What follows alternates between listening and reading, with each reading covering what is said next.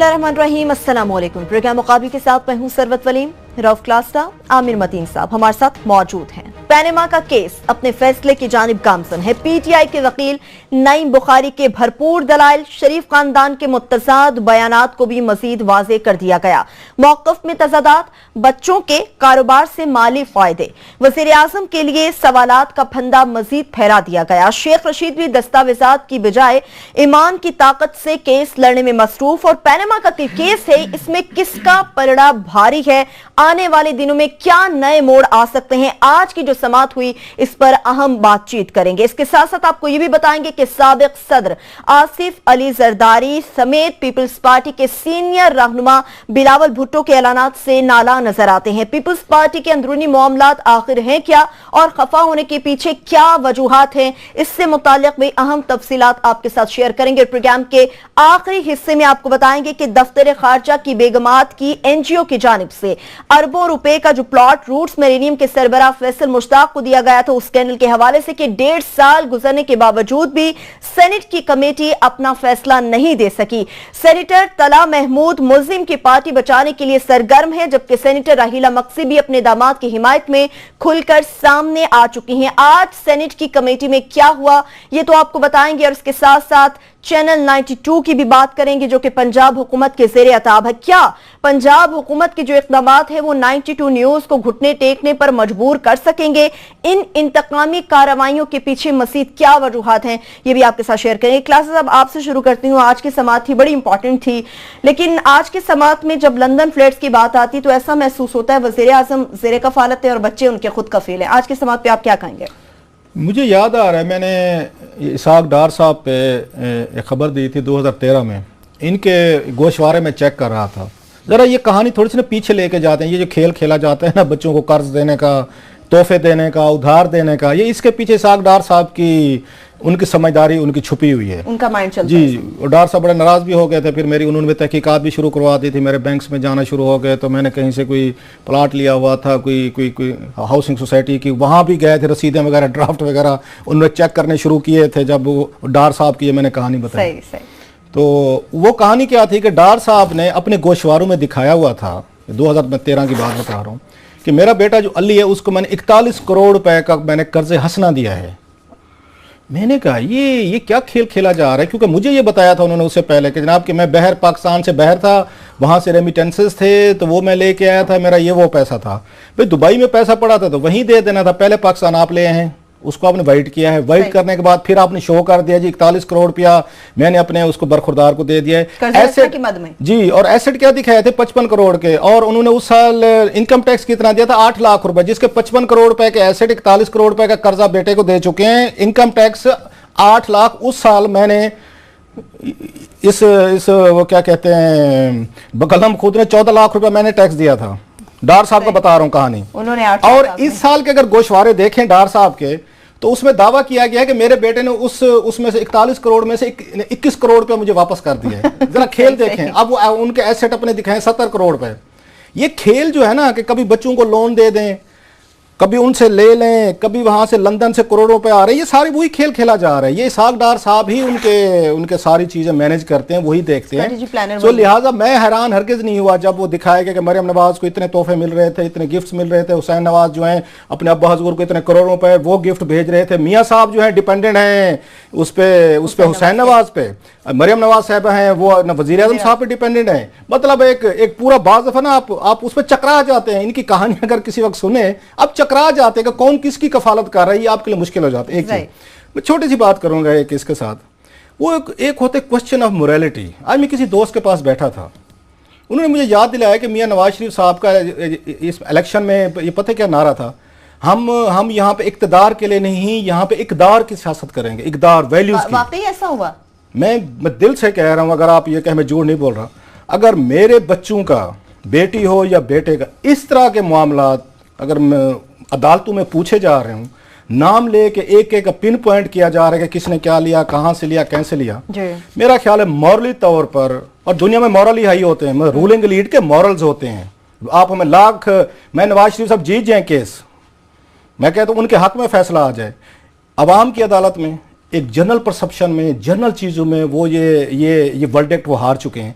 मतलब मेरे बच्चों पे अभी भी एज ए जर्नलिस्ट मैं कह रहा हूँ, कल को मेरे बच्चों के भी यही acts of omission and commission की कहानी खोल जाए ना, मैं तो इतनी बड़ी चीज़ नहीं हूँ ना इस मुल्क का, मैं कोई हुक्मरान हूँ, तो मुझे मॉरली तौर पर मुझे शर्मिंदा होना चाहिए कि मेरे बच्चों ने ऐसी क्या चीज़ें की हैं कि अब अदालतें जो हैं वहाँ वकील हैं, आपके बच्चों का नाम ले रहे हैं, आपके बेटियों का नाम ले रहे हैं, आपके बच्चों के एक एक के आपको मुख्तलिफ तरीकों से आके उनको बचाना पड़ गया।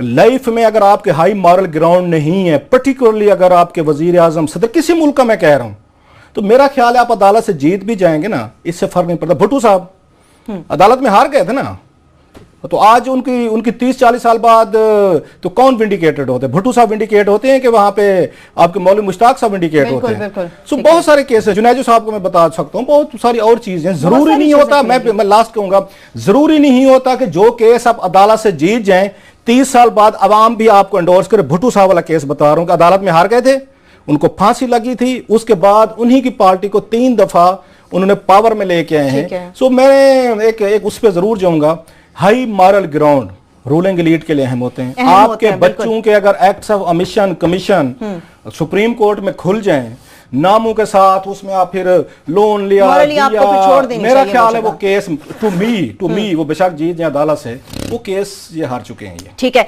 आमिर साहब, मैं आपकी तरफ आऊंगी, लेकिन इस वक्त पाकिस्तान पीपल्स पार्टी के सीनियर रहनुमा और मुमताज माहिर कानून एतजाज एहसन साहब भी हमें ज्वाइन कर चुके हैं। सर, आपको भी प्रोग्राम में हम खुशामदीद कहेंगे, आपकी तरफ आऊंगी, लेकिन आमिर साहब मैं आपसे भी यही पूछना चाहूंगी, आज जो समात हुई उस पर आप क्या कहेंगे? जिस तरह से क्लासा साहब ने कहा, एक जो स्लोगन था नून लीग का, इख्तिदार की नहीं इक़दार की सियासत करते हैं, क्या वाकई ऐसा हुआ?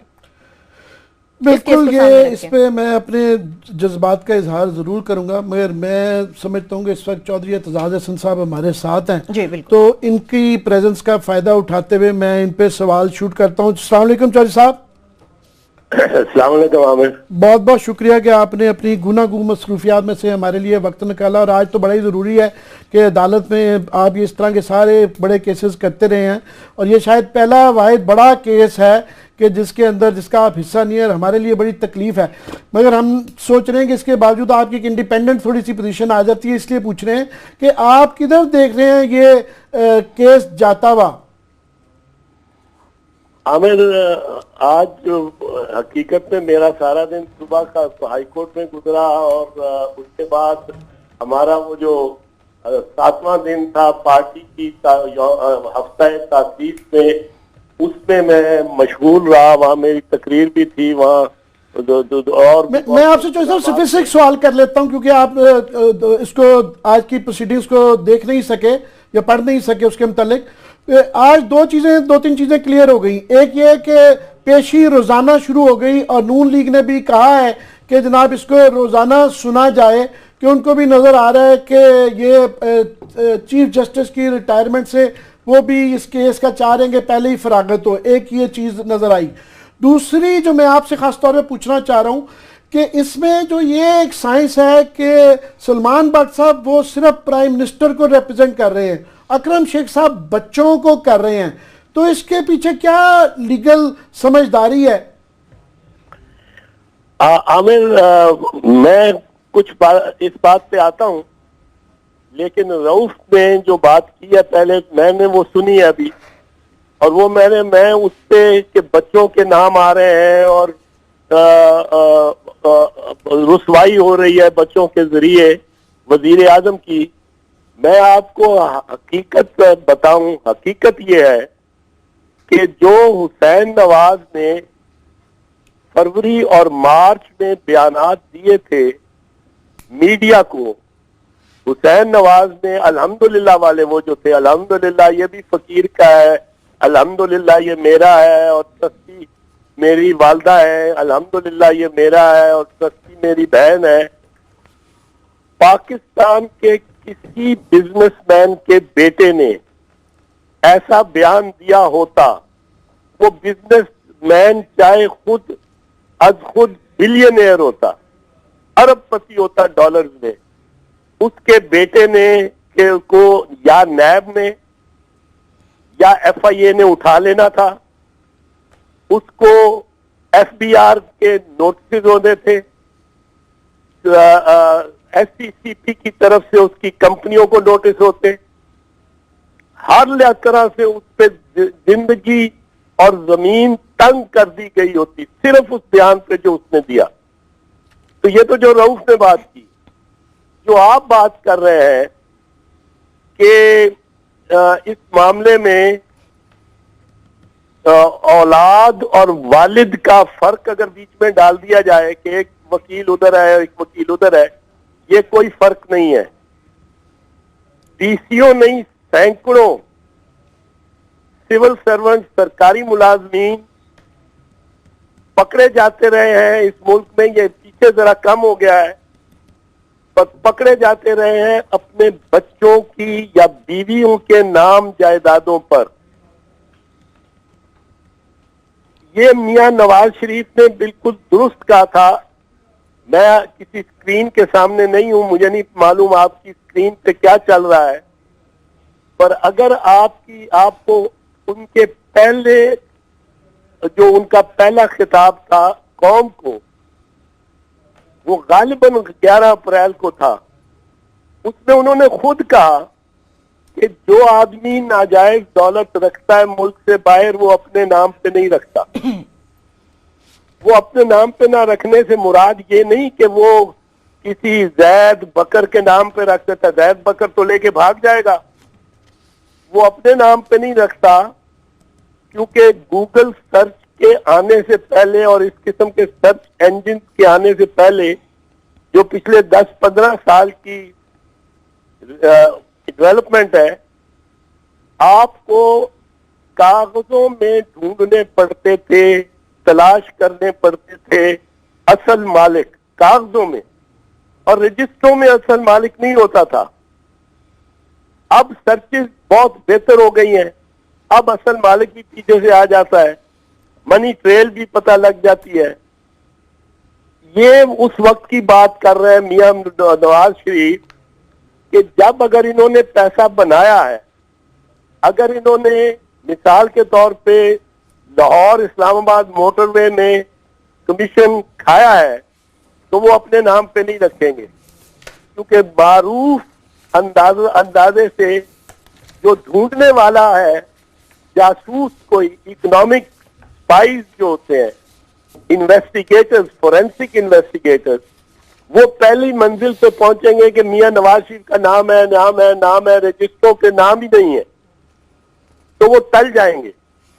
पर उसकी जगह बेटे का नाम हुआ है, तो जब भी असासा जात की इन्वेस्टिगेशन होती है, जब भी, तो बच्चों की, बीवी के या शौहर के, माँ बाप के, बहन भाइयों के असासे, ये सारे के सारे इनकी जांच पड़ताल की जाती है।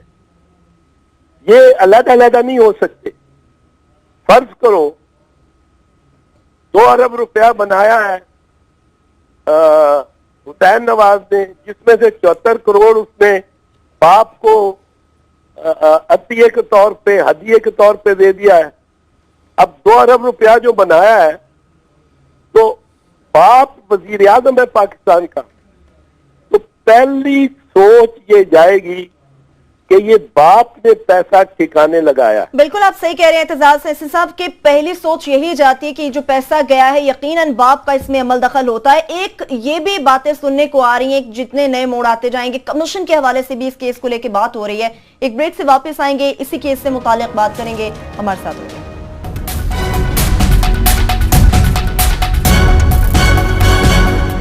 ब्रेक के बाद एक बार फिर से प्रोग्राम में आपको खुशामदीद कहेंगे। क्लासा साहब, रोजाना की बुनियाद पे तो समाअत होने जा रही, नून लीग ने भी हिमायत की, लेकिन कुछ अतराफ से कमीशन के हवाले से भी बात हो रही, कमीशन बन जाना चाहिए। आप समझते हैं ऐसा हो सकता है या होगा? मेरा ख्याल है एतजाज हसन साहब, जैसे आमिर ने कहा था, हम अपनी ओपिनियन आने वाले दिनों में देते रहेंगे। एतजाज साहब से बड़ा कैच हमारे लिए नहीं हो सकता। इन्हीं से जरा एक आध कुछ सवालात अगर मुझे इजाजत दें। एतजाज साहब, आप हमारे साथ हैं सर? जी मैं साथ हूँ। मुझे सारे मेरे बहुत सारे पश्तून दोस्त हैं, तो एक मुझे उनसे कभी कभार मैं मुहावरे सुन लेता हूं, तो फिर उनका तर्जमा करवा लेता हूं पश्तो से। पश्तो में एक मुहावरा है, वो कहते हैं अगर किसी आपने खटक का तमाशा देखना हो तो उसके हाथ पांव बांध के खटक डांस आप शुरू करवा दें, फिर उसको तड़पता देखें खटक को। आपके साथ यही कुछ किया है पीपल्स पार्टी ने कि जितना आप पनामा केस को लेके चले हैं, जितनी आपको समझ है, जितने आपने आर्गूमेंट दिए, 7-8 महीने आपने लड़ाई की, सेनेट में की, मीडिया में की, अपनी प्रोफेशनल लाइफ में से टाइम निकाला, बहुत सारे केसेस आपने ड्रॉप किए होंगे, फीसें आपने छोड़ी होंगी लाखों करोड़ों की, लेकिन जब मौका आया खटक डांस करने का, आपके हाथ पांव बांध के उन्होंने सुप्रीम कोर्ट के बाहर रख दिया। आप कैसा फील कर रहे हैं? वही पश्तो वाले मिसाल के मुताबिक आपको बेचैनी है कि आप समझते हैं कि यहाँ पे ठीक है, चलें एटलीस्ट इस पे टीवी पे अपना पॉइंट ऑफ व्यू दे देते हैं? तो मुझे तो आपकी हालत देख के वो खटक याद आ रहा है, पश्तून जो इस बेचारे के हाथ पांव बांध दिए जाते हैं खटक डांस शुरू करके। नहीं, कोई आपको खटक या पठान याद नहीं आना चाहिए मेरे हवाले से।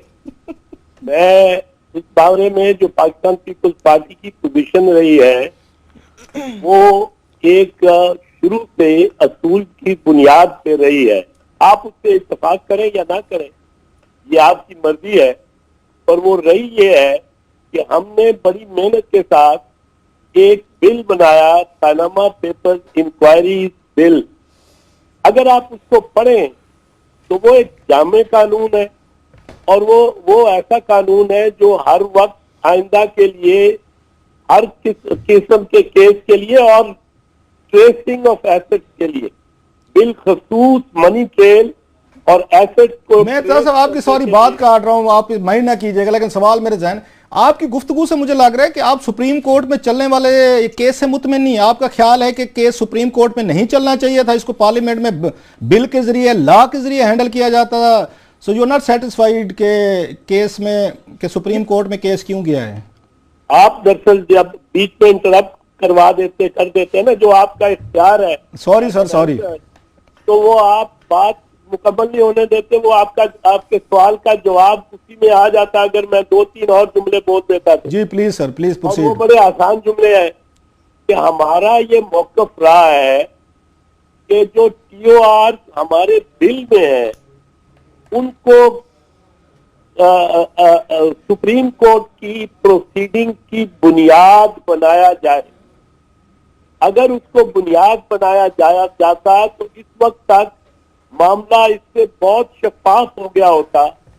न एतराज नवाज शरीफ और नवाज लीग को होता कि उनके साथ नाइंसाफी हो रही है या हो सकती है, न एतराज इमरान खान की पार्टी को होता, न कोई और होता। हमारा असूली मौकफ ये रहा है कि वो TOR जो बिल में है उनको बुनियाद बनाया जाए सुप्रीम कोर्ट के रूबरू कार्रवाई का, और उसमें बड़ी plain simple level playing field सबको मिलती है।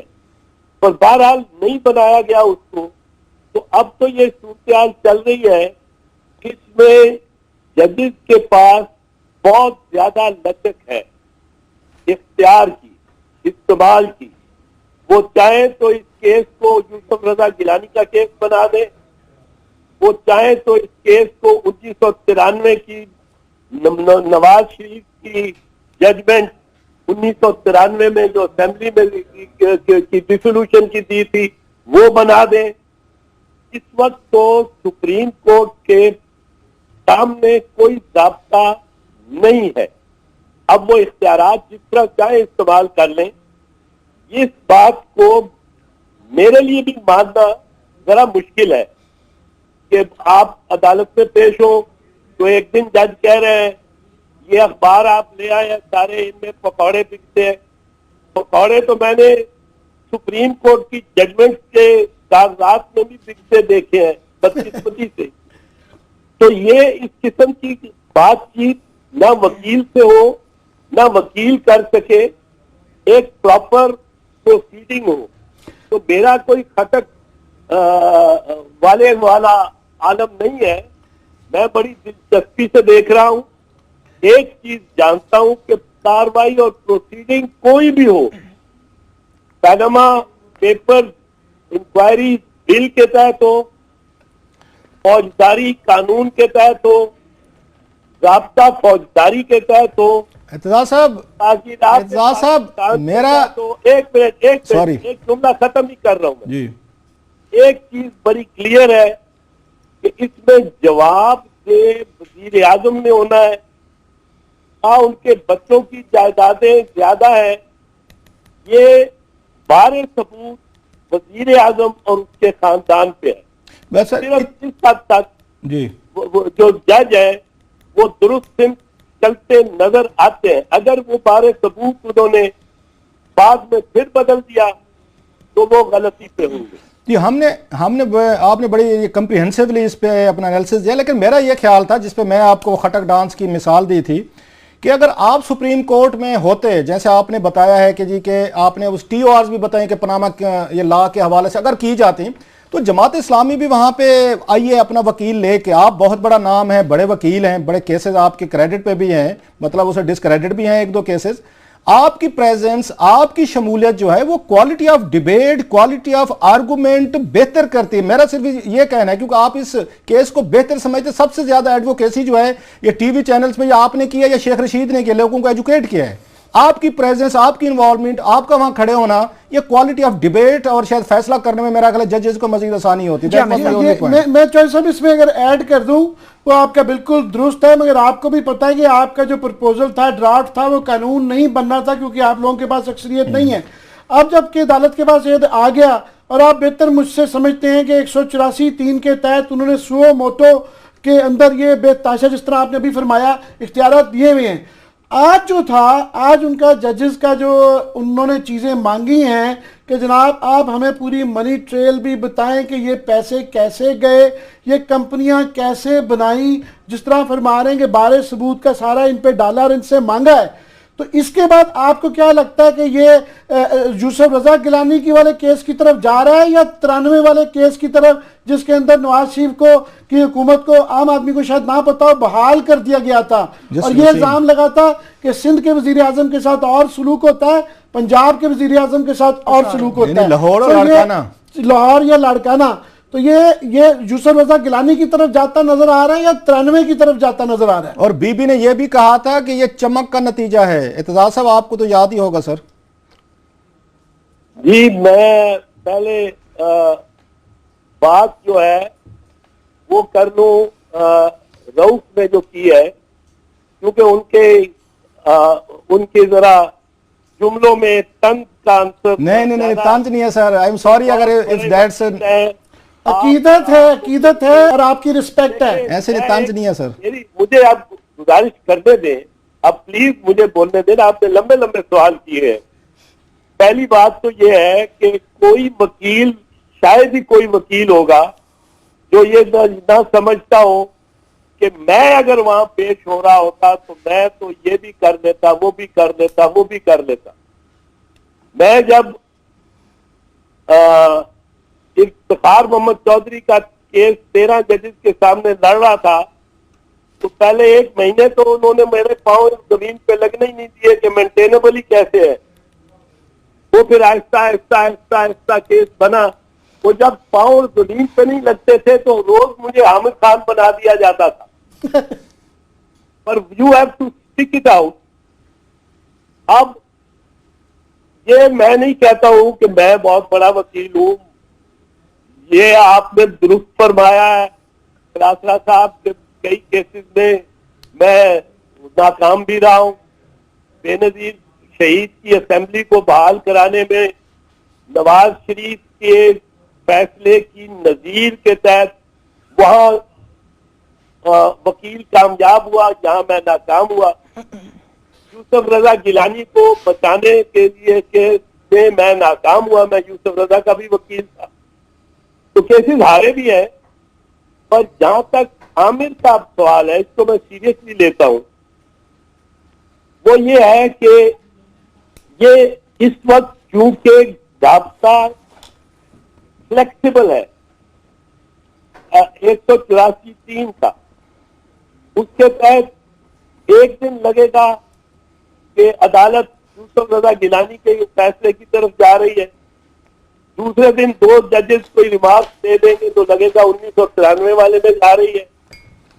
पर बुनियादी बात एक है, बुनियादी बात एक है, और वो ये है कि ये जो मलकियत है और असासे हैं, ये नवाज शरीफ के खानदान के नामों पे हैं और उन्होंने तस्लीम किए। बिल्कुल, ये बात आप एतजाज साहब, ये बात आप बड़ी क्लियर कर रहे हैं। और एक चीज और भी क्लियर हो गई है कि अब जवाब दे चूंकि वजीर आजम है और बारे सबूत भी इस वक्त शरीफ फैमिली के ऊपर है।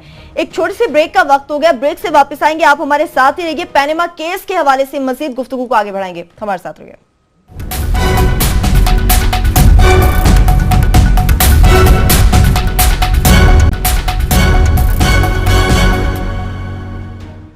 ब्रेक के बाद एक बार फिर से प्रोग्राम में हम आपको खुशामदीद कहेंगे। गुफ्तगू का सिलसिला आगे बढ़ाने से पहले, जिस तरह से ब्रेक से पहले एतजाज एहसन साहब की जानिब से एक हवाला दिया गया था वज़ीर आज़म की स्पीच को लेकर, नाजायज दौलत के अपने नाम पर कोई भी नहीं रखता, वो शॉट हमारे पास है, पहले वो आप देख लीजिए क्लिप, वापस आएंगे, इस पर गुफ्तगू करेंगे।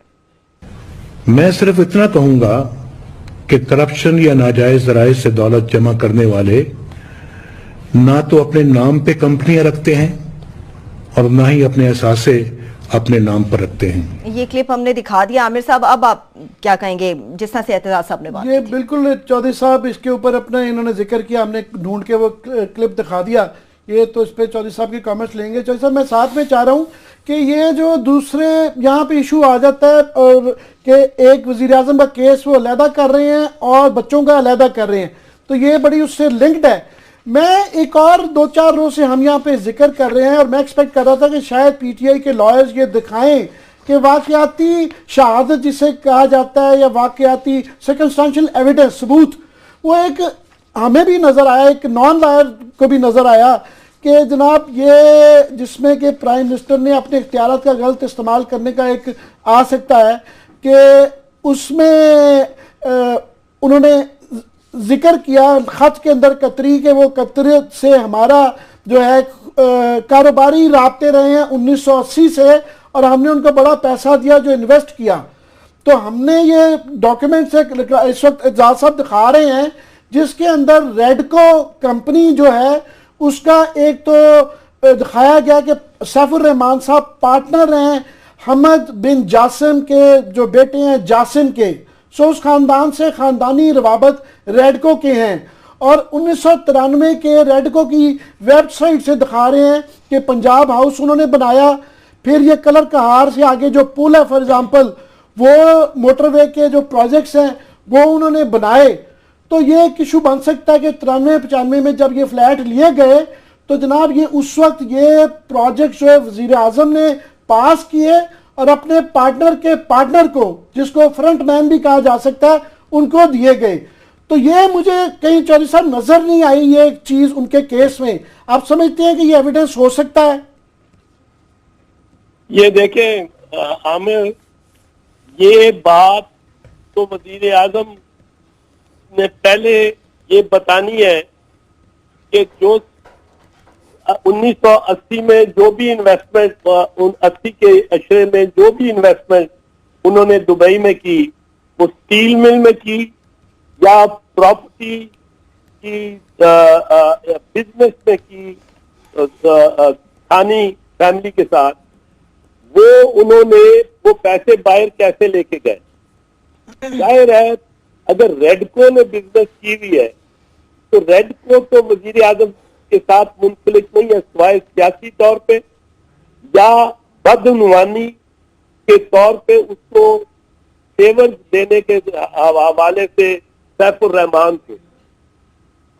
रेडको कंपनी में तो वजीर आजम 60% शेयर जो है ये अहमद साहब के हैं, अहमद साहब के बेटे के हैं रेडको में। नहीं, वो उसके होंगे, लेकिन ये इतना फर्क है कि वो जो तारिक शफी का लेटर है वो भी वजीर आजम को नहीं बचाता कि मियां मोहम्मद शरीफ ने बेनामी तारिक शफी में रखे थे, और रेडको वाला सैफुर रहमान भी बेनामी नहीं नवाज शरीफ का। नवाज शरीफ को अब और शरीफ खानदान को अपने वसाइल से, रेडको के वसाइल से नहीं, अपने वसाइल से दिखाना है कि क्या उनकी आमदन थी, क्या उनके वसाइल और जराए थे, कितना उन पे टैक्स दिया होता। टैक्स देने से वो हलाल का पैसा हो जाता है अगर पूरा टैक्स दिया हो, और जितना टैक्स आप देंगे उतना वो जायज पैसा होगा। वो उनको दिखाना पड़ेगा कि 1980 के अशरे में किन बैंकिंग ट्रांजैक्शन के जरिए, कितना पैसा वो पाकिस्तान से बाहर लेके गए, और अगर उससे मिल लगाई तो वो पैसा किस तरह गया बाहर और कितना टैक्स उस पर अदा किया गया, ये सारा बारे सबूत वजीर आजम और उसके खानदान पे है। ये कई, और अब तो मैं हैरान हो रहा हूं, इतनी बड़ी बड़ी रकमें और इतनी इतनी कंपनियों का इंकशाफ हो रहा है। वो क्यू कंपनी है, कोई Q incorporated, flagship holding, Coomber investment, Minerva trading, ये तो नीलसन और नेस्कॉल के अलावा कोई 8-9 कंपनियां और आ गई हैं जो वजीर आजम और वजीर आजम के खानदान की हैं, जिनका किसी इनकम टैक्स में, किसी वेल्थ टैक्स स्टेटमेंट में जिक्र नहीं है। ये मैं आपको एक चीज अर्ज करूं, ये एक जमाना था राउत साहब, एक जमाना था जी था जब बड़ा आसान था पैसे को स्विट्जरलैंड में, केमन आइलैंड में, ब्रिटिश वर्जिन आइलैंड में, आइल ऑफ वाइट में, आइल ऑफ मैन में, पैनामा में छुपा लेना। आप एक सर्टिफिकेट बना के कंपनी बनाते थे, $100 पे कंपनी बनती थी, उसके आप मालिक होते थे, कंपनी प्रॉपर्टी खरीदती थी और कंपनी में शेयर और मल्कियत का इंकशाफ हो ही नहीं सकता था, हो ही नहीं सकता था। ये उस जमाने की 15-20 साल पहले की ये प्रॉपर्टीज है ली हुई, जब ये बड़े मुतमईन थे कि ये तो इंकशाफ हो ही नहीं सकता। $100 की कंपनियां इतनी आसानी से बनती थी कि ये लंदन में जिब्राल्टर के, ब्रिटिश वर्जिन आइलैंड के, केमन आइलैंड के ये वो टाउट फिरा करते थे, गोरे, वो फिरा करते थे कि $100 की कंपनी बना लो और जो आपके पास ब्लैक मनी है उसका ये फ्लैट खरीद लो लंदन में। ये मेरे दोस्तों हमारे पास से कई दफा गुजरे। ये उस वक्त बहुत कंपनी बनाना भी आसान था और उसके सारे अच्छा एतजाज साहब, क्लास साहब हमारे पास लास्ट 2 मिनट चलिए, बाकी फिर कोई बचे आप- हैं। एतजाज साहब, आपकी मौजूदगी का हम फायदा उठाना चाहते हैं। एक्चुअली अपने चैनल 92 के हवाले से हम बात करेंगे, पंजाब गवर्नमेंट की बात करेंगे, नून लीग की बात हम करना चाहेंगे कि वो आजादी सहाफत की बात करते रहे, माजी में इख्तिलाफ राय पर यकीन रखने की बात करते रहे हैं, मीडिया की आजादी पर यकीन रखने की बात करते रहे, लेकिन जो हमारे चैनल 92 के खिलाफ इंतकामी कार्रवाइयां की जा रही हैं, यकीनन आपके नॉलेज में होगा, उस पर आप क्या कहेंगे? आपने बहुत सही बात की है। नून लीग में और यहां तक कि जनरल मुशर्रफ ने भी नवंबर 2007 में जो इमरजेंसी लगाई थी और मीडिया को बंद किया था, और नून लीग का तो खासा ही है। जंग अखबार पे इन्होंने 1989 में हमला कराया था, लाहौर में जंग अखबार जला दिया गया, जो आज अखबार सबसे ज्यादा इनको सपोर्ट करता है। फिर इन्होंने वो आपको याद होगा बलिया लोधी के पीछे पड़ गए थे कि एक नज्म छप गई थी न्यूज अखबार में, और ये इनमें बर्दाश्त है ही नहीं। नवाज शरीफ, शहबाज शरीफ इस निजाम के लाडले, बिगड़े हुए लाडले बच्चे हैं। उनके बच्चे जो हैं वो उनसे ज्यादा बिगड़े हुए और लाडले हैं। उनको इस निजाम ने कभी कुछ ना उनका एहतसाब किया है, ना हिसाब दिया है, ना हिसाब मांगा है। और जब एक दफा हिसाब मांगा था तो हरीरी आ गया, कतरी आ गए, सऊदी आ गए, इनको उठा के ले गए बाहर, और इन्होंने बिग फैमिली, पॉलिटिकल फैमिली के साथ जाती रिश्ते जोड़े हुए हैं। अर्दवान के साथ, कतरियों के साथ, ये फौरन आ जाते हैं। इनके लिए कतरी शहजादे का आप एक इंटरव्यू चलाए राउत साहब, चार्ली रोज को ये जासिम इंटरव्यू देता है और उसमें कहता है, मेरा ख्याल है मेरे पास होगा, मेरे फोन पे मैं आपको फॉरवर्ड करता हूँ। वो कहता है कि मेरी दौलत बहुत है। उसको चार्ली रोज उसको कहता है बहुत दौलत है। वो कहता है बहुत है, लेकिन जो मारूफ जमीन है मगरिब के, उनके मुताबिक नाजायज होगी। और कतरी कवानीन के बारे में के हवाले से सारी मेरी दौलत जायज है, क्योंकि वहां कानून ही कोई नहीं, ना रिश्वत के खिलाफ कानून है, ना कोई टैक्स है, ना कोई पैसे देने लेने का कोई कानून की खिलाफ वर्जी है। तो ये लोग आ जाते हैं इनको बचाने के लिए। ये तो एतजाज साहब अब किधर जाएं? मतलब 92 के, अब 92 के जो जिस तरह के मुकदमे कत्ल के दर्ज हो गए, यहाँ तो राना सनाउल्लाह साहब नहीं संभाले जाते, नवाज शरीफ साहब, शहबाज शरीफ साहब तो दूर की बात है। कहाँ पे जाएं, किधर सर फोड़ें जाके? अदालतों में जाएं, मीडिया में जाएं, किससे बात करें? क्योंकि सिविल सोसाइटी पे कहीं रिएक्शन नहीं है। आप भी खैर एक बड़ा नाम है, तो कहीं से कुछ सपोर्ट आपको नहीं मिलती। जैसे आपने कहा हर जगह तो उन्होंने इसको रिग्ड कर लिया सिस्टम को, पुलिस उनके नीचे लेट गई है, डीएमजी इनके नीचे लेट गया है, उन्होंने मीडिया को कंट्रोल कर लिया, पर्चे दे के मुकदमे बगावत वगैरह जला जलू के। तो कहां सर मारे जाके? सर हाल बताएं इसका। सर रऊफ साहब, लेनिन ने कहा था कि commanding Heights of the economy को ऑक्युपाई करो।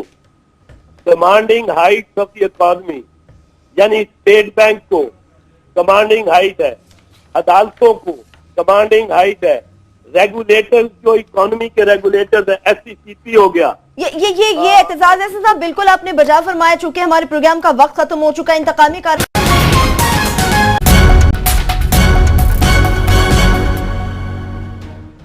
ब्रेक के बाद एक बार फिर से प्रोग्राम में हम आपको खुशामदीद कहेंगे। गुफ्तगू का सिलसिला आगे बढ़ाने से पहले, जिस तरह से ब्रेक से पहले एतजाज एहसन साहब की जानिब से एक हवाला दिया गया था वज़ीर आज़म की स्पीच को लेकर, नाजायज दौलत के अपने नाम पर कोई भी नहीं रखता, वो शॉट हमारे पास है, पहले वो आप देख लीजिए क्लिप, वापस आएंगे, इस पर गुफ्तगू करेंगे। मैं सिर्फ इतना कहूंगा कि करप्शन या नाजायज जराए से दौलत जमा करने वाले ना तो अपने नाम पे कंपनियां रखते हैं और ना ही अपने असासे अपने नाम पर रखते हैं। ये क्लिप हमने दिखा दिया। आमिर साहब, अब आप क्या कहेंगे जिस तरह से एतजाज साहब ने बात ये की? बिल्कुल चौधरी साहब इसके ऊपर अपना इन्होंने जिक्र किया, हमने ढूंढ के वो क्लिप दिखा दिया। ये तो इस पे चौधरी साहब के कमेंट्स लेंगे। चौधरी साहब, मैं साथ में चाह रहा हूँ कि ये जो दूसरे यहाँ पे इशू आ जाता है और कि एक वजीर आजम का केस वो अलहदा कर रहे हैं और बच्चों का अलहदा कर रहे हैं, तो ये बड़ी उससे लिंक्ड है। मैं एक और 2-4 रोज से हम यहाँ पे जिक्र कर रहे हैं और मैं एक्सपेक्ट कर रहा था कि शायद पीटीआई के लॉयर्स ये दिखाएं कि वाकयाती शहादत जिसे कहा जाता है या वाकयाती सर्कमस्टेंशियल एविडेंस, सबूत, वो एक हमें भी नजर आया, एक नॉन लॉयर को भी नजर आया कि जनाब ये जिसमें कि प्राइम मिनिस्टर ने अपने इख्तियारात का गलत इस्तेमाल करने का एक आ सकता है कि उसमें उन्होंने जिक्र किया खत के अंदर कतरी के, वो कतरी से हमारा जो है कारोबारी राब्ते रहे हैं 1980 से और हमने उनको बड़ा पैसा दिया जो इन्वेस्ट किया। तो हमने ये डॉक्यूमेंट से इस वक्त एजाज साहब दिखा रहे हैं जिसके अंदर रेडको कंपनी जो है उसका एक तो दिखाया गया कि सैफुर रहमान साहब पार्टनर हैं हमद बिन जासिम के जो बेटे हैं जासिम के, सो उस खानदान से खानदानी रवाबत रेडको के हैं। और 1993 के रेडको की वेबसाइट से दिखा रहे हैं कि पंजाब हाउस उन्होंने बनाया, फिर ये कलर कहार से आगे जो पुल है फॉर एग्जांपल, वो मोटरवे के जो प्रोजेक्ट्स हैं वो उन्होंने बनाए। तो ये एक इशू बन सकता है कि 93-95 में जब ये फ्लैट लिए गए तो जनाब ये उस वक्त ये प्रोजेक्ट जो है वजीर आजम ने पास किए और अपने पार्टनर के पार्टनर को, जिसको फ्रंट मैन भी कहा जा सकता है, उनको दिए गए। तो ये मुझे कहीं चौधरी साहब नजर नहीं आई ये चीज उनके केस में। आप समझते हैं कि ये एविडेंस हो सकता है? ये देखें आमिर, ये बात तो वजीर आजम ने पहले ये बतानी है कि जो 1980 में जो भी इन्वेस्टमेंट, 80 के अशरे में जो भी इन्वेस्टमेंट उन्होंने दुबई में की, वो स्टील मिल में की या प्रॉपर्टी की बिजनेस में की खानी फैमिली के साथ, वो उन्होंने वो पैसे बाहर कैसे लेके गए? जाहिर है अगर रेडको ने बिजनेस की हुई है तो रेडको तो वजीर आजम के साथ मुंसलिक नहीं है सिवाय सियासी तौर पे या बदनुमानी के तौर पे उसको फेवर देने के हवाले से सैफुर रहमान थे। रेडको कंपनी में तो वजीर आजम 60% शेयर जो है ये अहमद साहब के हैं, अहमद साहब के बेटे के हैं रेडको में। नहीं, वो उसके होंगे, लेकिन ये इतना फर्क है कि वो जो तारिक शफी का लेटर है वो भी वजीर आजम को नहीं बचाता कि मियां मोहम्मद शरीफ ने बेनामी तारिक शफी में रखे थे, और रेडको वाला सैफुर रहमान भी बेनामी नहीं नवाज शरीफ का। नवाज शरीफ को अब और शरीफ खानदान को अपने वसाइल से, रेडको के वसाइल से नहीं, अपने वसाइल से दिखाना है कि क्या उनकी आमदन थी, क्या उनके वसाइल और जराए थे, कितना उन पे टैक्स दिया होता। टैक्स देने से वो हलाल का पैसा हो जाता है अगर पूरा टैक्स दिया हो तो, और जितना टैक्स आप देंगे उतना वो जायज पैसा होगा। वो उनको दिखाना पड़ेगा कि 1980 के इशरे में किन बैंकिंग ट्रांजैक्शन के जरिए कितना पैसा वो पाकिस्तान से बाहर लेके गए, और अगर उससे मिल लगाई तो वो पैसा किस तरह गया बाहर और कितना टैक्स उस पर अदा किया गया। ये सारा बारे सबूत वजीर आजम और उसके खानदान पे है। ये कई, और अब तो मैं हैरान हो रहा हूं, इतनी बड़ी बड़ी रकमें और इतनी इतनी कंपनियों का इंकशाफ हो रहा है।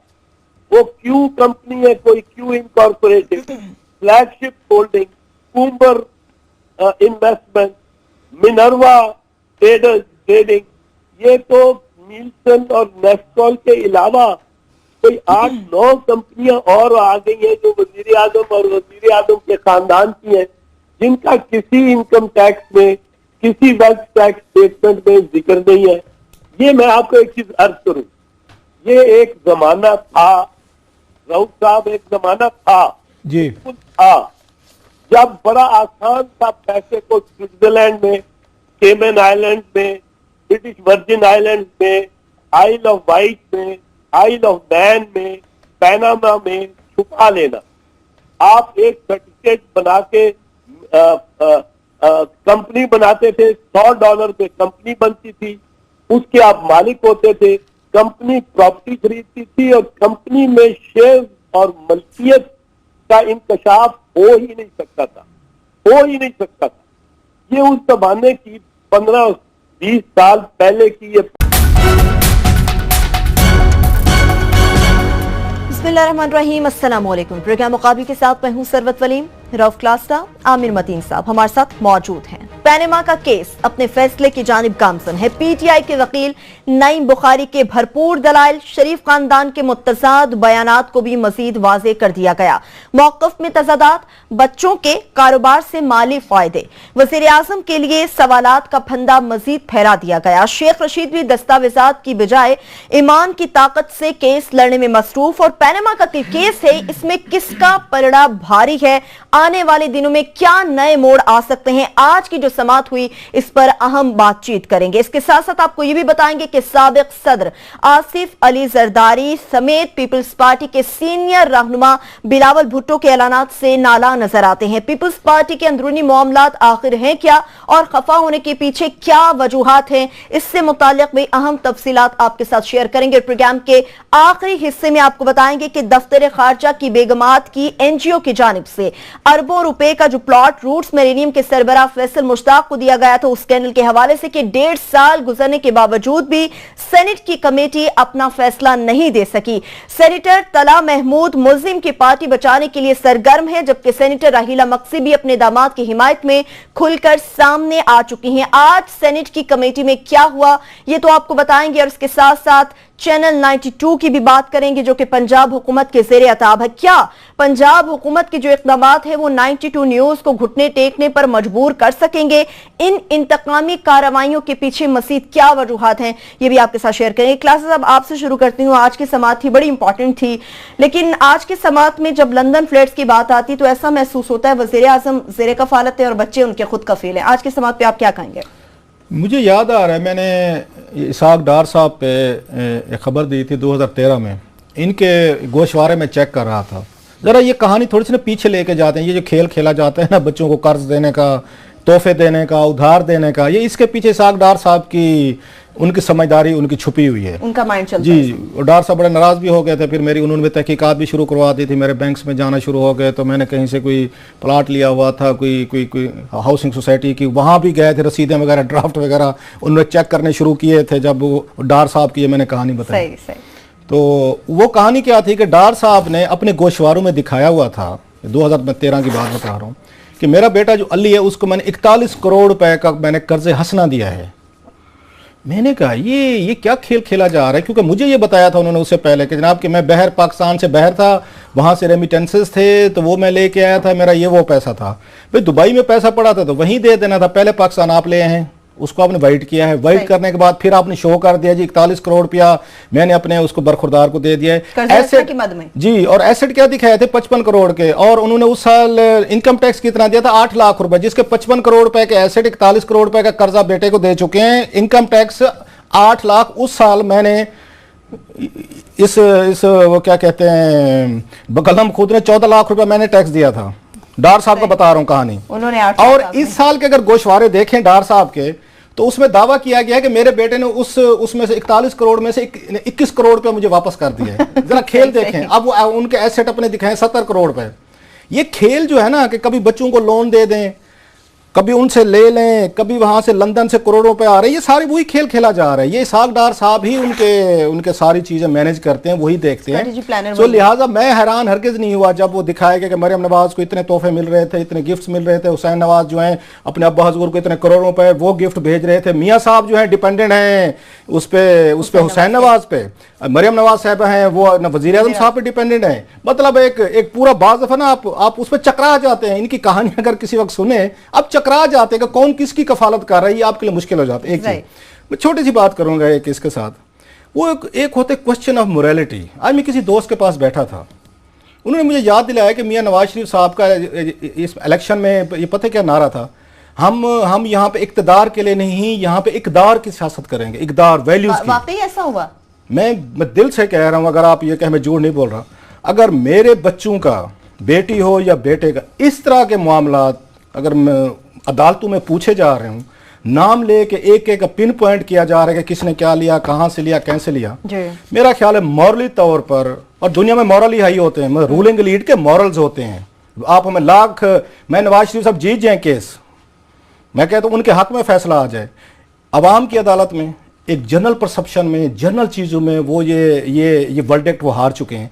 मतलब मेरे बच्चों पे अभी भी एज ए जर्नलिस्ट मैं कह रहा हूं, कल को मेरे बच्चों के भी यही acts of omission and commission की कहानी खोल जाए। मैं तो इतनी बड़ी चीज नहीं हूं ना इस मुल्क का, मैं कोई हुक्मरान हूं, तो मुझे मॉरली तौर पर मुझे शर्मिंदा होना चाहिए कि मेरे बच्चों ने ऐसी क्या चीजें की हैं कि अब अदालतें जो हैं वहां वकील हैं, आपके बच्चों का नाम ले रहे हैं, आपके बेटियों का नाम ले रहे हैं, आपके बच्चों के एक एक के आपको मुख्तलिफ तरीकों से आके उनको बचाना पड़ गया।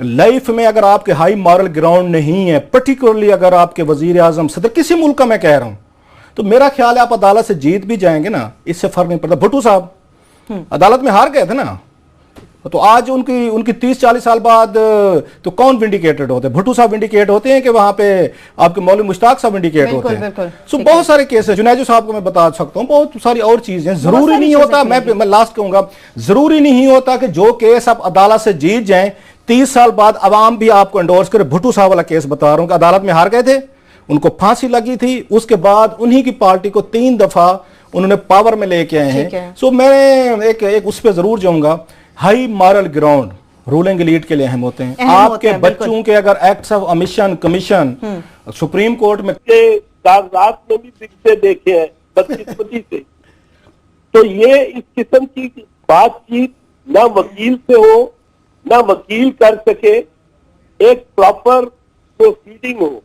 तो मेरा कोई खटक वाला आलम नहीं है, मैं बड़ी दिलचस्पी से देख रहा हूं। एक चीज जानता हूं कि कार्रवाई और प्रोसीडिंग कोई भी हो, पैनामा पेपर इंक्वायरी बिल के तहत हो, फौजदारी कानून के तहत हो, राब्ता फौजदारी के तहत हो, एतजाज साहब मेरा तो एक जुमला खत्म ही कर रहा हूं मैं जी। एक चीज बड़ी क्लियर है कि इसमें जवाब दे वजीर आजम ने होना है। उनके बच्चों की जायदादें ज्यादा है, ये बारे सबूत वजीर आजम और उसके खानदान पे है। वैसे सिर्फ इस हद तक जी वो जो जज है वो दुरुस्त चलते नजर आते हैं। अगर वो बारे सबूत उन्होंने बाद में फिर बदल दिया तो वो गलती पे होंगे। जी, आपने बड़ी कम्प्रिहेंसिवली इस पे अपना एनालिसिस दिया, लेकिन मेरा ये ख्याल था जिस पे मैं आपको खटक डांस की मिसाल दी थी कि अगर आप सुप्रीम कोर्ट में होते, जैसे आपने बताया है कि जी के आपने उस TORs भी बताए कि पनामा ये लॉ के हवाले से अगर की जाती तो जमात इस्लामी भी वहाँ पे आइए अपना वकील लेके, आप बहुत बड़ा नाम है, बड़े वकील हैं, बड़े केसेस आपके क्रेडिट पे भी हैं, मतलब उसे डिसक्रेडिट भी हैं एक दो केसेस। आपकी प्रेजेंस, आपकी शमूलियत जो है वो quality of debate, quality of argument बेहतर करती है। मेरा सिर्फ ये कहना है क्योंकि आप इस केस को बेहतर समझते। सबसे ज्यादा एडवोकेसी जो है ये टीवी चैनल्स में या आपने किया या शेख रशीद ने किया, लोगों को एजुकेट किया है। आपकी प्रेजेंस, आपकी इन्वॉल्वमेंट, आपका वहां खड़े होना, ये क्वालिटी ऑफ डिबेट और शायद फैसला करने में मेरा ख्याल है जजेस को मजीद आसानी होती है। मैं चॉइस साहब इसमें अगर ऐड कर दूं वो आपका बिल्कुल दुरुस्त है, मगर आपको भी पता है कि आपका जो प्रपोजल था, ड्राफ्ट था, वो कानून नहीं बनना था क्योंकि आप लोगों के पास अक्सरियत नहीं है। अब जबकि अदालत के पास ये आ गया और आप बेहतर मुझसे समझते हैं कि 184(3) के तहत उन्होंने सुओ मोटो के अंदर ये बेताशा, जिस तरह आपने अभी फरमाया, इख्तियारात दिए हुए हैं। आज जो था, आज उनका जजेस का जो उन्होंने चीज़ें मांगी हैं कि जनाब आप हमें पूरी मनी ट्रेल भी बताएं कि ये पैसे कैसे गए, ये कंपनियां कैसे बनाई, जिस तरह फरमा रहे हैं कि बारे सबूत का सारा इन पे डाला और इनसे मांगा है। तो इसके बाद आपको क्या लगता है कि ये यूसुफ रजा गिलानी की वाले केस की तरफ जा रहा है या 93 वाले केस की तरफ, जिसके अंदर नवाज शरीफ को की हुकूमत को, आम आदमी को शायद ना पता हो, बहाल कर दिया गया था और ये इल्जाम लगा था कि सिंध के वजीर आजम के साथ और सलूक होता है, पंजाब के वजीर आजम के साथ और सलूक होता है, लाहौर और लाड़काना, लाहौर या लाड़काना। तो ये यूसुफ रजा गिलानी की तरफ जाता नजर आ रहा है या 93 की तरफ जाता नजर आ रहा है? और बीबी ने यह भी कहा था कि ये चमक का नतीजा है। एतजाज साहब आपको तो याद ही होगा सर। जी, मैं पहले बात जो है वो कर लूं रऊफ ने जो की है, क्योंकि उनके जरा जुमलों में तंज का आंसर नहीं तंज नहीं है सर, आई एम सॉरी अगर इफ दैट्स अकीदत है और आपकी रिस्पेक्ट है, ऐसे तंज नहीं है सर। मुझे आप गुजारिश करने दें, अब प्लीज मुझे बोलने देना। आपने लंबे लंबे सवाल किए हैं। पहली बात तो ये है कि कोई वकील, शायद ही कोई वकील होगा जो ये ना समझता हो कि मैं अगर वहां पेश हो रहा होता तो मैं तो ये भी कर देता, वो भी कर देता, वो भी कर लेता। मैं जब इफ्तिखार मोहम्मद चौधरी का केस 13 जजेस के सामने लड़ रहा था तो पहले 1 महीने तो उन्होंने मेरे पांव जमीन पे लगने ही नहीं दिए कि मेंटेनेबल ही कैसे है। वो फिर आहिस्ता आहिस्ता आहिस्ता आहिस्ता केस बना। वो जब पांव जमीन पे नहीं लगते थे तो रोज मुझे हामिद खान बना दिया जाता था। पर you have to stick it out. अब ये मैं नहीं कहता हूं कि मैं बहुत बड़ा वकील हूं, ये आपने दुरुस्त फरमाया है। रासरा साहब के कई केसेस में मैं नाकाम भी रहा हूं। बेनजीर शहीद की असेंबली को बहाल कराने में नवाज शरीफ के फैसले की नजीर के तहत वहां वकील कामयाब हुआ, जहां मैं नाकाम हुआ। यूसुफ रजा गिलानी को बचाने के लिए के मैं नाकाम हुआ, मैं यूसुफ रजा का भी वकील था। तो केसेस हारे भी है।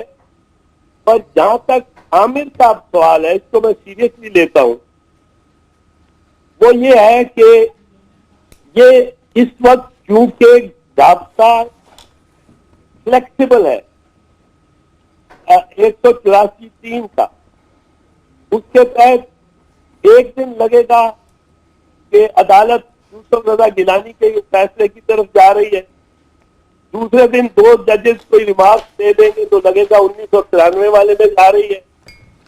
पर बुनियादी बात एक है, बुनियादी बात एक है, और वो ये है कि ये जो मलकियत है और असासे हैं, ये नवाज शरीफ के खानदान के नामों पे हैं और उन्होंने तस्लीम किए। बिल्कुल, ये बात आप एतजाज साहब, ये बात आप बड़ी क्लियर कर रहे हैं। और एक चीज और भी क्लियर हो गई है कि अब जवाब दे चूंकि वजीर आजम है और बारे सबूत भी इस वक्त शरीफ फैमिली के ऊपर है।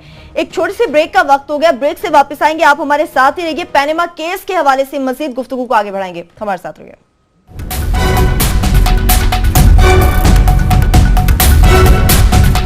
फोरेंसिक इन्वेस्टिगेटर्स वो पहली मंजिल पे पहुंचेंगे कि मियां नवाज शरीफ का नाम है, नाम है, नाम है, रजिस्ट्रों के नाम ही नहीं है, तो वो टल जाएंगे। पर उसकी जगह बेटे का नाम हुआ है। तो जब भी असासा जात की इन्वेस्टिगेशन होती है, जब भी, तो बच्चों की, बीवी के या शौहर के, मां बाप के, बहन भाइयों के असासे, ये सारे के सारे इनकी जांच पड़ताल की जाती है। ये अलग अलग नहीं हो सकते। फर्ज करो 2 अरब रुपया बनाया है हुसैन नवाज ने, जिसमें से 74 करोड़ उसने बाप को अतिये के तौर पे, हदिये के तौर पे दे दिया है। अब 2 अरब रुपया जो बनाया है, तो बाप वजीर आजम है पाकिस्तान का, तो पहली सोच ये जाएगी कि ये बाप ने पैसा ठिकाने लगाया। बिल्कुल आप सही कह रहे हैं एतजाज एहसन साहब कि पहली सोच यही जाती है कि जो पैसा गया है यकीनन बाप का इसमें अमल दखल होता है। एक ये भी बातें सुनने को आ रही हैं, जितने नए मोड़ आते जाएंगे, कमीशन के हवाले से भी इस केस को लेकर बात हो रही है। एक ब्रेक से वापस आएंगे, इसी केस से मुताल्लिक बात करेंगे, हमारे साथ होंगे।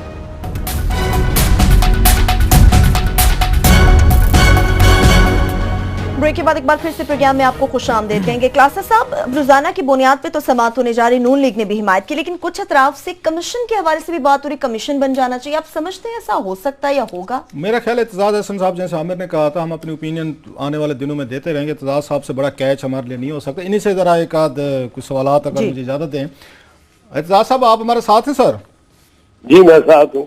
मुझे सारे मेरे बहुत सारे पश्तून दोस्त हैं, तो एक मुझे उनसे कभी कभार मैं मुहावरे सुन लेता हूं, तो फिर उनका तर्जमा करवा लेता हूं पश्तो से। पश्तो में एक मुहावरा है, वो कहते हैं अगर किसी आपने खटक का तमाशा देखना हो तो उसके हाथ पांव बांध के खटक डांस आप शुरू करवा दें, फिर उसको तड़पता देखें खटक को।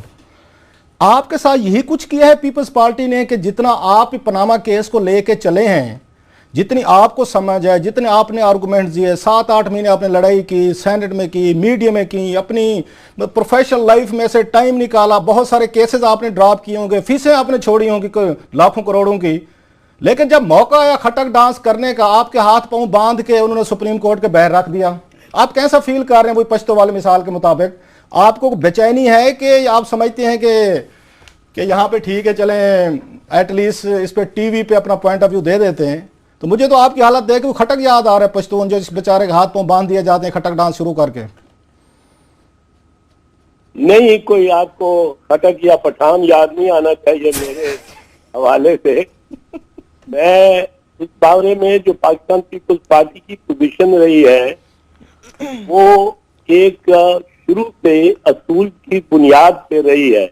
आप उससे इत्तेफाक करें या ना करें, ये आपकी मर्जी है, पर वो रही ये है कि हमने बड़ी मेहनत के साथ एक बिल बनाया, पैनामा पेपर्स इंक्वायरी बिल। अगर आप उसको पढ़ें तो वो एक जामे कानून है, और वो ऐसा कानून है जो हर वक्त आइंदा के लिए, हर किस्म के केस के लिए और ट्रेसिंग ऑफ एसेट्स के लिए, बिलखसूस मनी ट्रेल और एसेट को। मैं साहब आपकी सॉरी बात काट रहा हूँ, आप माइंड ना कीजिएगा, लेकिन सवाल मेरे जहन, आपकी गुफ्तगू से मुझे लग रहा है कि आप सुप्रीम कोर्ट में चलने वाले केस से मुतमिन नहीं है। आपका ख्याल है कि केस सुप्रीम कोर्ट में नहीं चलना चाहिए था, इसको पार्लियामेंट में बिल के जरिए, लॉ के जरिए हैंडल किया जाता था। So you are not satisfied के केस में कि सुप्रीम कोर्ट में केस क्यों गया है? आप दरअसल जब बीच में इंटरप्ट कर देते हैं ना, जो आपका इख्तियार है। Sorry sir, sorry. तो वो आप बात मुकम्मल नहीं होने देते, वो आपके सवाल का जवाब उसी में आ जाता। अगर मैं 2-3 और जुमले बोल देता तो। जी प्लीज सर, प्लीज प्रोसीड। वो बड़े आसान जुमले हैं कि हमारा ये मौक़िफ़ रहा है कि जो TOR हमारे बिल में है, उनको सुप्रीम कोर्ट की प्रोसीडिंग की बुनियाद बनाया जाए। अगर उसको बुनियाद बनाया जाता तो इस वक्त तक मामला इससे बहुत शफाफ हो गया होता।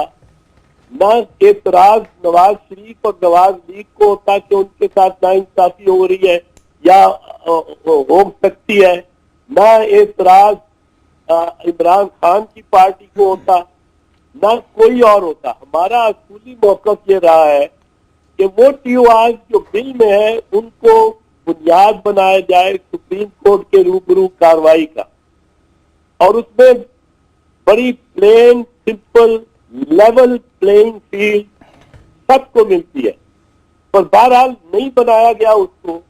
तो अब तो ये सूरत चल रही है कि इसमें जजेस के पास बहुत ज्यादा लचक है इख्तियार की, इस्तेमाल की। वो चाहे तो इस केस को यूसुफ रजा गिलानी का केस बना दे, वो चाहे तो इस केस को 1993 की नवाज शरीफ की जजमेंट 1993 में जो असेंबली में की डिसोल्यूशन की दी थी वो बना दे। इस वक्त तो सुप्रीम कोर्ट के सामने कोई ज़ाब्ता नहीं है। अब वो इख्तियारात जिस तरह चाहे इस्तेमाल कर लें। इस बात को मेरे लिए भी मानना जरा मुश्किल है कि आप अदालत में पेश हो तो एक दिन जज कह रहे हैं ये अखबार आप ले आए सारे, इनमें पकौड़े बिकते हैं। पकौड़े तो मैंने सुप्रीम कोर्ट की जजमेंट खुल जाएं नामों के साथ, उसमें आप फिर लोन लिया आपको फिर छोड़ देनी मेरा चाहिए ख्याल है वो केस टू मी वो बेशक जीत जाए अदालत से, वो केस ये हार चुके हैं ये। ठीक है आमिर साहब, मैं आपकी तरफ आऊंगी, लेकिन इस वक्त पाकिस्तान पीपल्स पार्टी के सीनियर रहनुमा और मुमताज माहिर कानून एतजाज एहसन साहब भी हमें ज्वाइन कर चुके हैं। सर, आपको भी प्रोग्राम में हम खुशामदीद कहेंगे, आपकी तरफ आऊंगी, लेकिन आमिर साहब मैं आपसे भी यही पूछना चाहूंगी, आज जो समात हुई उस पर आप क्या कहेंगे? जिस तरह से क्लासा साहब ने कहा, एक जो स्लोगन था नून लीग का, इख्तिदार की नहीं इक़दार की सियासत करते हैं, क्या वाकई ऐसा हुआ? बिल्कुल, ये इस पे मैं अपने जज्बात का इजहार ज़रूर करूंगा, मगर मैं समझता हूँ कि इस वक्त चौधरी एतजाज एहसन साहब हमारे साथ हैं जी, बिल्कुल। तो इनकी प्रेजेंस का फ़ायदा उठाते हुए मैं इन पे सवाल शूट करता हूँ। अस्सलाम वालेकुम चौधरी साहब। अस्सलाम वालेकुम आमिर। बहुत बहुत शुक्रिया कि आपने अपनी गुनागू मसरूफियात में से हमारे लिए वक्त निकाला, और आज तो बड़ा ही ज़रूरी है कि अदालत में आप इस तरह के सारे बड़े केसेस करते रहे हैं, और ये शायद पहला वाहिद बड़ा केस है कि जिसके अंदर जिसका आप हिस्सा नहीं है, और हमारे लिए बड़ी तकलीफ है। मगर हम सोच रहे हैं कि इसके बावजूद आपकी एक इंडिपेंडेंट थोड़ी सी पोजीशन आ जाती है, इसलिए पूछ रहे हैं कि आप किधर देख रहे हैं ये केस जाता हुआ? आमिर, आज हकीकत में मेरा सारा दिन सुबह का तो हाई कोर्ट में गुजरा, और उसके बाद हमारा वो जो 7वां दिन था पार्टी की हफ्ता तासीस में, उसमें मैं मशगूल रहा। वहाँ मेरी तकरीर भी थी वहाँ। और मैं आपसे जो स्पेसिफिक सवाल कर लेता हूँ, क्योंकि आप इसको आज की प्रोसीडिंग्स को देख नहीं सके या पढ़ नहीं सके, उसके मुतालिक आज दो तीन चीजें क्लियर हो गई। एक ये कि पेशी रोजाना शुरू हो गई, और नून लीग ने भी कहा है कि जनाब इसको रोजाना सुना जाए, कि उनको भी नजर आ रहा है कि ये चीफ जस्टिस की रिटायरमेंट से वो भी इस केस का चाह रहे हैं कि पहले ही फरागत हो। एक ये चीज नजर आई।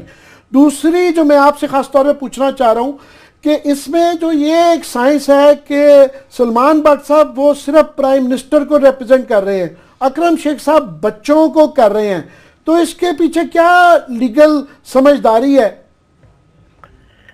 आमिर, मैं इस बात पे आता हूँ, लेकिन रऊफ ने जो बात की है पहले मैंने वो सुनी है अभी, और वो मैं उस पे कि बच्चों के नाम आ रहे हैं और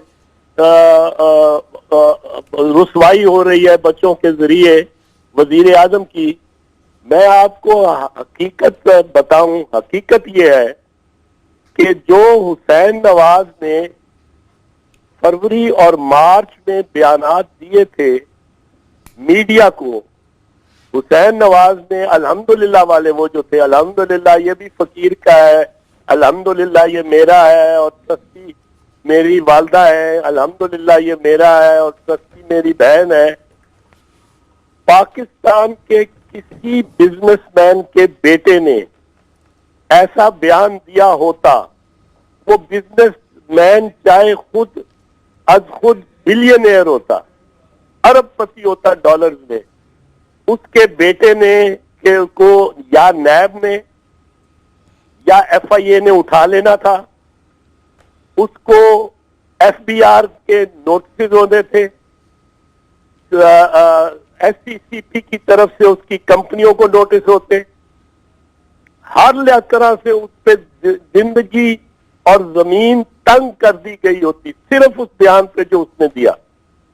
तो ये तो जो रऊफ ने बात की, जो आप बात कर रहे हैं कि इस मामले में औलाद और वालिद का फर्क अगर बीच में डाल दिया जाए कि एक वकील उधर है एक वकील उधर है, ये कोई फर्क नहीं है। डीसीओ नहीं, सैकड़ों सिविल सर्वेंट, सरकारी मुलाजमीन पकड़े जाते रहे हैं इस मुल्क में। ये पीछे जरा कम हो गया है, पर पकड़े जाते रहे हैं अपने बच्चों की या बीवियों के नाम जायदादों पर। ये मियां नवाज शरीफ ने बिल्कुल दुरुस्त कहा था। मैं किसी स्क्रीन के सामने नहीं हूं, मुझे नहीं मालूम आपकी स्क्रीन पे क्या चल रहा है, पर अगर आपको उनके पहले जो उनका पहला खिताब था कौम को, वो गालिबन 11 अप्रैल को था, उसमें उन्होंने खुद कहा कि जो आदमी नाजायज दौलत रखता है मुल्क से बाहर, वो अपने नाम पे नहीं रखता। वो अपने नाम पे ना रखने से मुराद ये नहीं कि वो किसी जैद बकर के नाम पे रख देता, जैद बकर तो लेके भाग जाएगा। वो अपने नाम पे नहीं रखता क्योंकि गूगल सर्च के आने से पहले और इस किस्म के सर्च इंजिन के आने से पहले जो पिछले 10-15 साल की डेवलपमेंट है, आपको कागजों में ढूंढने पड़ते थे, तलाश करने पड़ते थे असल मालिक कागजों में, और रजिस्टरों में असल मालिक नहीं होता था। अब सर्चेस बहुत बेहतर हो गई हैं, अब असल मालिक भी पीछे से आ जाता है, मनी ट्रेल भी पता लग जाती है। ये उस वक्त की बात कर रहे हैं मियां नवाज शरीफ कि जब अगर इन्होंने पैसा बनाया है, अगर इन्होंने मिसाल के तौर पे लाहौर इस्लामाबाद मोटरवे में कमीशन खाया है, तो वो अपने नाम पे नहीं रखेंगे, क्योंकि मारूफ अंदाजे से जो ढूंढने वाला है, जासूस कोई इकोनॉमिक स्पाइस जो होते हैं, इन्वेस्टिगेटर्स,